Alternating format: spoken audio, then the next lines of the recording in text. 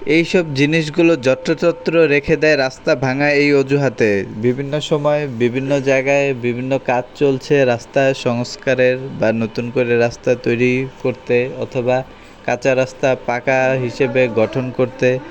তো এই ড্রেনগুলো ঠিক এভাবে রাখা হয় কি না এটা আমি নিশ্চিত না। আমার কাছে এই ড্রেনগুলোর ছিদ্র অনেক, বা পানি যাওয়ার যে সুযোগটা রাখা হয়েছে এটা খুবই সীমিত পরিমাণে মনে হয়েছে। আমার কাছে মনে হয়েছে এখান দিয়ে পানি যেতে পারবে না, তারপর এই ঢাকনাগুলো খোলা হবে, এতে যে এরকম ফেটে যাবে, তারপর ভেঙে যাবে, এরপর আবার এগুলো এভাবে আটকিয়ে দেওয়া হবে যেন এগুলো কেউ তুলতে না পারে।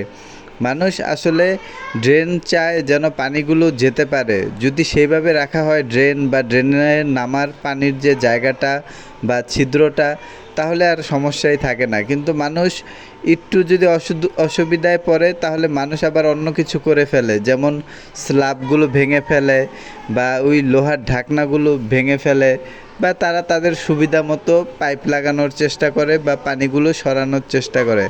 তাই ভাঙা রাস্তাগুলো যেমন দ্রুত শেষ করা উচিত, না হলে মানুষ তাদের ইচ্ছা মতো কোনো না কোনো কিছু করে ফেলে। সেগুলো আবার সেভাবেই করা উচিত যেন দীর্ঘস্থায়ী মানুষ সেটার সুযোগ সুবিধা ভোগ করতে পারে।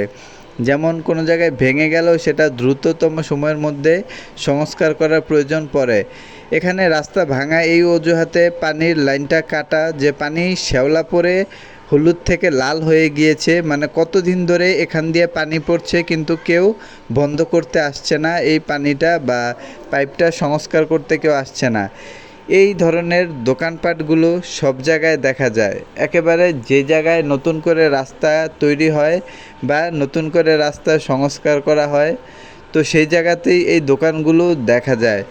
এগুলো আসলে কিভাবে সম্ভব? এই যে এই দোকানটা, এটা নাকি 2 বছরের জন্য সে নিয়েছিল।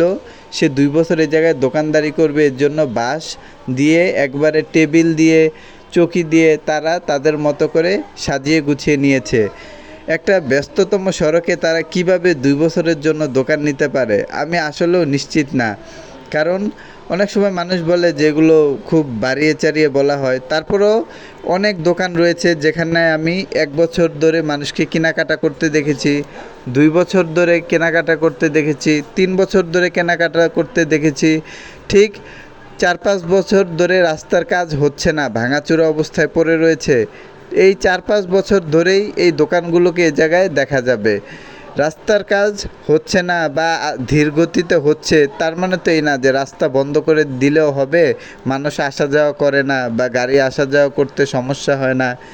নতুন করে রাস্তা সংস্কারের কাজ ধরলে বা কাঁচা রাস্তা পাকা করার সংস্কারের কাজ ধরলে বা নতুন করে রাস্তা তৈরি করলে মনে আনন্দ হলেও এই ধরনের খাট চৌকি টেবিল দেখে মনে ভয়ও করে।